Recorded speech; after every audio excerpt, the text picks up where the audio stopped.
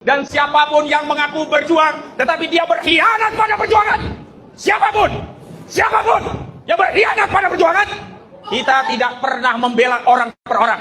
Ketika orang per orang itu sudah mengubah arah perjuangan, hanya mencari keselamatan diri, kemudian menghilangkan objek perjuangan rakyat, kita tegaskan posisi kita ada bersama rakyat. Takbir! Gagasan itu asupan pokok demokrasi berkualitas. Gagasan mesti dipertarungkan. Yang terbaik akan menang. Semakin banyak politik gagasan mengisi panggung, politik identitas tak punya tempat bernaung. Simak Gagasan UKI. Assalamualaikum warahmatullahi wabarakatuh. Salam sejahtera untuk kita semua. Om Swastiastu, Namo Buddhaya, Salam Kebajikan.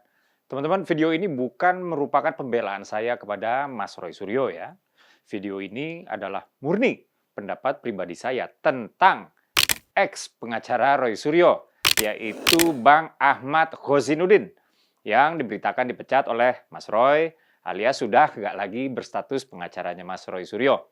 Jadi kita sama-sama tahu ya teman-teman, bahwa Bang Khozinuddin ini kerap muncul di TV-TV nasional dan juga podcast YouTube ya, sebagai pembela garis keras Mas Roy.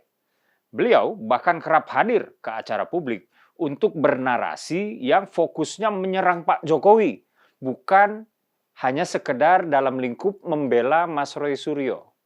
Dalam sebuah talk show di TV nasional misalnya ya, pada 1 Januari lalu, Bang Khozinuddin bilang bahwa Pak Jokowi itu licik dan pengecut.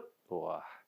Pada tanggal 22 Mei 2026 di sebuah acara TV nasional juga, Bang Khozinuddin menuding Pak Jokowi sering berbohong dan menyebut rakyat merasa dibohongi terkait berbagai janji, ya, janji kampanye serta kondisi ekonomi. Wah, kalau dipikir-pikir tudingan ini sebetulnya nggak ada kaitannya ya dengan kapasitasnya dalam memberikan pembelaan hukum kepada Mas Roy Suryo. Lalu siapa Bang Khozinuddin? Ahmad Khozinuddin dikenal sebagai salah satu mantan aktivis Hizbut Tahrir Indonesia, HTI. Di HTI beliau kerap menjadi corong suara dan memberikan pembelaan-pembelaan terhadap sistem khilafah. Ya, beliau pernah bilang ya, bahwa menyampaikan ajaran Islam dan khilafah adalah bentuk dakwah yang istiqomah dan merupakan kewajiban agama. Wah, lebih tepatnya dia bilang begini, sungguh ini bahayanya jauh lebih besar ketimbang dampak dakwah istiqomah menyampaikan ajaran Islam khilafah secara terbuka, meski dengan risiko dikriminalisasi, kata Bang Khozinuddin. Bang Khozinuddin juga menentang keras pembubaran HTI oleh pemerintah dengan mengkritik narasi pemerintah yang menurutnya sering menstigma dan memojokkan kelompok Islam, katanya, yang ingin menegakkan syariah secara kafah. Pada 2025 lalu, aktivis Muhammadiyah Pak Paman Nurlete secara terang-terangan pernah mengatakan bahwa Ahmad Khozinuddin pernah meminta kepada Kapolri Jenderal Polisi Listio Sigit Prabowo untuk membubarkan Densus 88 anti teror Polri. Nah, itu dia ya, tentang keterkaitan Bang Khozinuddin dengan organisasi yang kini telah dilarang di Indonesia, HTI, ya, karena dianggap bertentangan dengan dasar filosofi bernegara Republik Indonesia. Lalu apa hubungannya dengan Mas Roy Suryo? Begini, saya menangkap kesan kuat bahwa Bang Khozinuddin ini sebetulnya hanya menumpang di kasus Roy CS. Beliau itu bukan betul-betul ingin memberi pembelaan terhadap Mas Roy. Beliau cuma ingin membalaskan dendamnya kepada mantan presiden yang membubarkan HTI, yaitu Pak Jokowi. Artinya, Mas Roy dan Bang Khozinuddin tidak memiliki tujuan yang sama. Mereka hanya memiliki musuh yang sama. Nah, dalam perjalanannya ketika kesamaan musuh ini nggak bisa diterjemahkan menjadi cita-cita yang sama, sudah barang pasti kebencian mereka terhadap orang yang sama ini akan berbalik menjadi kebencian mereka satu sama lain. Ya, karena mereka nggak punya tujuan yang sama, cuma kebencian yang sama, yaitu kepada Pak Jokowi. Nah, beredar sebuah video ya, di mana Bang Khozinuddin mengatakan ia rela kliennya dipenjara ratusan tahun kalau ijazah Pak Jokowi ternyata asli. Saya nggak paham klien yang dimaksud Bang Khozinuddin ini adalah Mas Roy atau Bambang Tri ya, karena Bang Khozinuddin pernah menjadi pendamping hukum Bambang Tri lalu kalah. Tapi saya melihat bahwa Bang Khozinuddin ini nggak ngelihat hubungannya dengan klien itu sebagai relasi advokat dengan klien. Mana ada advokat ya, advokat yang waras yang ngomong begitu di forum terbuka. Advokat itu kan ya umumnya kepentingannya adalah membela klien, bukan sesuatu yang lain. Nah, inilah kenapa saya katakan tadi bahwa saya menangkap Bang Hosinuddin ini nggak sedang benar-benar membela kliennya. Ia hanya menumpangi kasus kliennya untuk tujuan pribadinya sendiri yang ya dia klaim sebagai kepentingan rakyat. Dulu sebelum HTI dibubarin, dia nyebutnya bukan kepentingan rakyat ya, dia nyebutnya kepentingan umat. Cie. Teman-teman, menurut saya orang kayak Bang Hosinuddin ini berbahaya. Ibarat kanker yang telah ditekan ya, tapi selnya belum mati.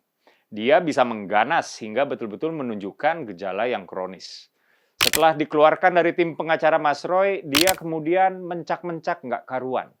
Bang Hosinuddin menyebut Mas Roy bersikap pengecut dan hanya ingin mencari selamat sendiri ya dalam kasus hukum yang dihadapinya tersebut.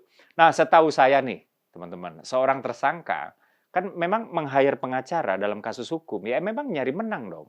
Dengan menang, kemudian dia bebas. Dengan bebas, dia selamat. Ya benar dong, cari selamat. Bukan perjuangan-perjuangan yang ada di imajinasinya Hosinuddin itulah. Nah ini Bang Hosinuddin juga menilai Roy ya telah melupakan narasi perjuangan awal dan terkesan ingin lepas tangan dari komitmen yang dibangun bersama timnya. Pertanyaannya, perjuangan apa sih? Relasi pengacara dengan klien itu ya perjuangan membela klien ya dalam kasus hukum. Kalau ada tujuan perjuangan yang lain ya itu numpang dong ya, numpang titip perjuangan ya. Tapi ya sudah, kita ketawain aja mereka. Makin kelihatan kan bahwa mereka itu sebetulnya nggak punya tujuan yang sama, cuma kebencian pada orang yang sama. Terakhir ini Bang Hosinuddin juga secara ugal-ugalan menyebut ada bunker uang ya di rumah Pak Jokowi di Solo. Ucapan ini ia tumpangkan pada kasus lain yang sedang berjalan, ya, yaitu ditemukannya uang dan emas dalam berangkas raksasa di rumah mantan jaksa, ya, yang seperti diberitakan belakangan. Walaupun abang kita ini mengutip ucapan seseorang, tapi jelas ya terlihat dia itu ingin menggaungkan asumsi liar tersebut. Lagi-lagi numpang statement.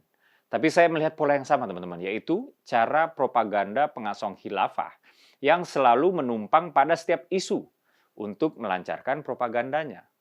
Kata kuncinya numpang, ya. Isu ekonomi, solusinya khilafah. Isu sosial, solusinya khilafah.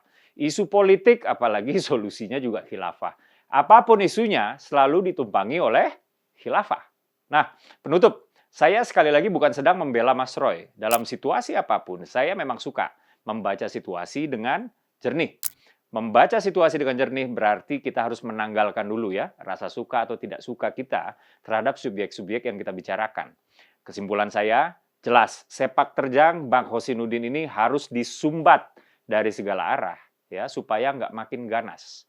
Dan Roy CS terus terang turut bertanggung jawab atas naiknya nama Hosinuddin.